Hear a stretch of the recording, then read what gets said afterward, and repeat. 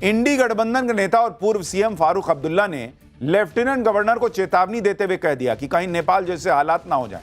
सुनिए क्या कह रहे हैं। यहाँ कॉन्स्टिट्यूशन है, उस कॉन्स्टिट्यूशन की हिफाजत लेफ्टिनेंट गवर्नर को भी करनी है, और अगर उसकी हिफाजत नहीं करता है तो मुझे अफसोस से कहना पड़ता है उनको डरना चाहिए जो नेपाल में हो रहा है। नेपाल की सिचुएशन कैसे खराब हुई, आज हालत यह है कि उनका कॉन्स्टिट्यूशन खत्म हो गया है, वहां कोई हुकूमत नहीं है, और बांग्लादेश का हाल देख लीजिए। इसलिए मैं इनसे गुजारिश करता हूं इसके पहले कि हमारे वतन में भी ऐसी आग लगे, कॉन्स्टिट्यूशन का ख्याल रखे और उनके हदों से बाहर मत जाइए। इन लोगों के अरमान जो है ना वो उछल उछल के बाहर आ रहे हैं कि कहीं नेपाल जैसे हालात भारत में ना हो जाए। इनको नेपाल के हालात दिख रहे हैं, नेपाल की वजह क्या है वो नहीं दिख रही है। नेपो किड्स, वहां पब्लिक परेशान थी नेपो किड्स से कि परिवार में ही सारी मलाई बढ़ जाती है। इनकी पार्टी परिवार नहीं चला रही है। अगर इतना नेपाल वाला मामला दिखता है तो अपने यहां का परिवारवाद खत्म करें पहले। फारूक अब्दुल्ला जम्मू कश्मीर के लेफ्टिनेंट गवर्नर पर इसलिए भड़के हुए हैं क्योंकि आज उन्हें श्रीनगर में संजय सिंह से मिलने नहीं दिया गया। पहले आप देखिए कि श्रीनगर में क्या हुआ, कैसे संजय सिंह और फारूक अब्दुल्ला आमने सामने खड़े रहे लेकिन मिल नहीं पाए। फिर बताता हूं कि वजह क्या है। खंडन कर रहे हैं कॉन्स्टिट्यूशन का, सलाम करना चाहता था मगर ये सलाम करने भी नहीं, मिलने नहीं दे रहे हैं, निकलने नहीं दे रहे हैं, जो इनसे बंटवारा कर रहे हैं। कई बार के आप मुख्यमंत्री आपको अंदर नहीं आने दे रहे हैं, मिलने नहीं दे रहे हैं। लेफ्टिनेंट गवर्नर वो मालिक है पुलिस वालों का। ये हाल देखो,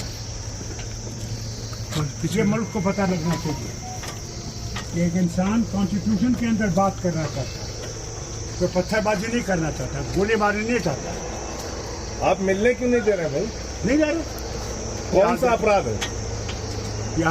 वो मेंबर ऑफ पार्लियामेंट है, इस राज्य के कई बार मुख्यमंत्री रह चुके हैं, मैं मेंबर ऑफ पार्लियामेंट हूँ, आप मिलने क्यों नहीं दे रहे हैं? इसमें कौन सी ऐसी बात है? हमने कौन सा यार हमला है, इसमें कौन सी ऐसी बात है? हमने कौन सा करना है? भाई मिलने में क्या बुराई है? खैर खैर पूछनी है, कोई मैंने करनी नहीं है। आप इतना भी नहीं चाहते देखे कि मैं इसका हाल मेरा दोस्त रहा है पार्लियामेंट में इतने साल। अच्छा संजय, खुदा हाफिज।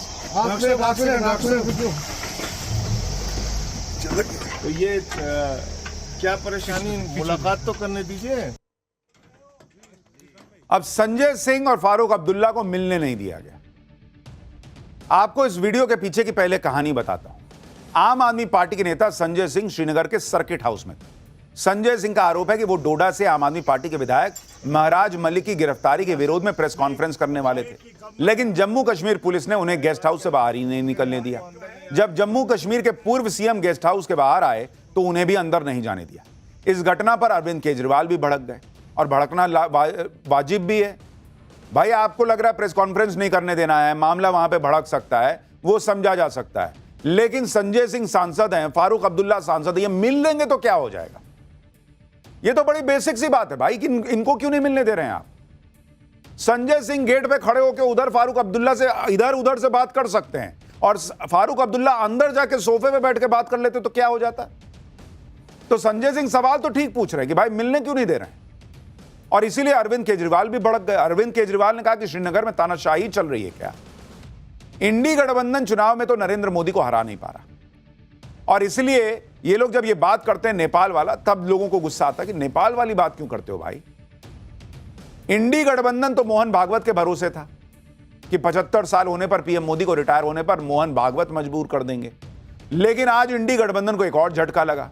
आज मोहन भागवत के जन्मदिन के मौके पर पीएम मोदी ने संघ प्रमुख की तारीफ में लंबा लेख लिखा, और इस लेख में पीएम मोदी ने जो लिखा उससे इंडी गठबंधन की सारी उम्मीदें खत्म हो गई कि जो सोच रहे थे कि नरेंद्र मोदी 75 साल पर रिटायर हो जाएंगे। नरेंद्र मोदी कुछ ही दिनों में 17 सितंबर को 75 साल के हो जाएंगे, लेकिन इससे पहले मोहन भागवत के 75 साल पूरे होने पर पीएम मोदी ने उनके लिए क्या लिखा वो सुन लीजिए। पीएम ने लिखा कि आज एक ऐसे व्यक्तित्व का 75वां जन्मदिवस है जिन्होंने वसुधैव कुटुंबकम के मंत्र पर चलते हुए समाज को संगठित करने, समता, समरसता और बंधुत्व की भावना को सशक्त करने में अपना पूरा जीवन समर्पित किया है। पीएम मोदी ने कहा कि उनका मोहन भागवत जी के परिवार से बहुत गहरा संबंध रहा है। उन्हें मोहन भागवत के पिता स्वर्गीय मधुकर राव भागवत जी के साथ निकटता से काम करने का सौभाग्य मिला था। पीएम मोदी ने कहा कि हम स्वयंसेवकों का सौभाग्य है कि हमारे पास मोहन भागवत जी जैसे दूरदर्शी और परिश्रमी सरसंघ चालक हैं जो ऐसे समय में संगठन का नेतृत्व कर रहे हैं। अंत में पीएम मोदी ने कहा कि वो मां भारती की सेवा में समर्पित मोहन भागवत जी के दीर्घ और स्वस्थ जीवन की पुनः कामना करते हैं। उन्हें जन्म दिवस पर अनेकानेक शुभकामनाएं।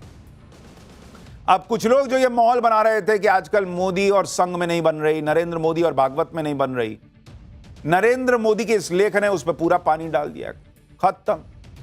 ऊपर मोहन भागवत की तारीफ पीएम मोदी ने की, इससे इंडी गठबंधन अलबला गया।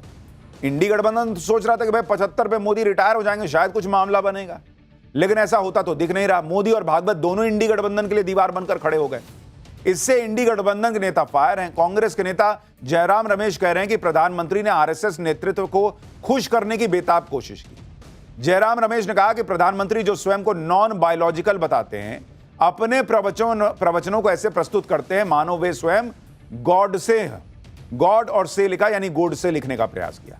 शब्दों को घुमा फिराकर कांग्रेस ने पीएम मोदी पर हमला किया।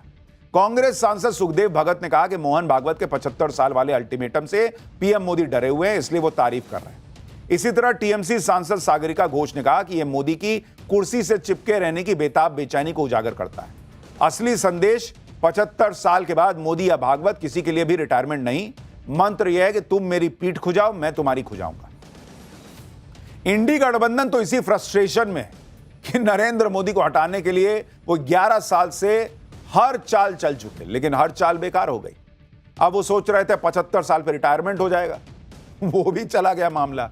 अब नरेंद्र मोदी ने और मोहन भागवत ने, दोनों ने इंडी गठबंधन के अरमानों पर पानी फेर दिया। और मोहन भागवत ने तो हाल में ही साफ कर दिया था कि उन्होंने तो कभी कहा ही नहीं था कि कोई रिटायर हो जाए। संघ में तो 80 साल की उम्र में भी काम करना पड़ता है। तो नरेंद्र मोदी के रिटायरमेंट के ख्वाब देखने वालों के अरमानों पे पानी फिर गया। भारत में नेपाल जैसा हाल हो जाएगा, उस अरमान पे पानी फेरने के लिए मोदी अकेले ही काफी हैं। और उनके साथ साथ आरएसएस भी है, संघ भी है, जो ये सोचते हैं भारत में आग लग जाएगी। बॉस, यहां आरएसएस के स्वयं सेवक हैं, करोड़ों हैं, जो दिल में राष्ट्र लेकर चलते हैं। आप सोच रहे आग लगा देंगे और संघ बैठा रहेगा, स्वयं सेवक बैठे रहेंगे, करोड़ों लोग जिन्होंने मोदी को वोट दिया वो सब बैठे रहेंगे हवा में। For more of such videos, do like, share and subscribe to ET Now Swadesh.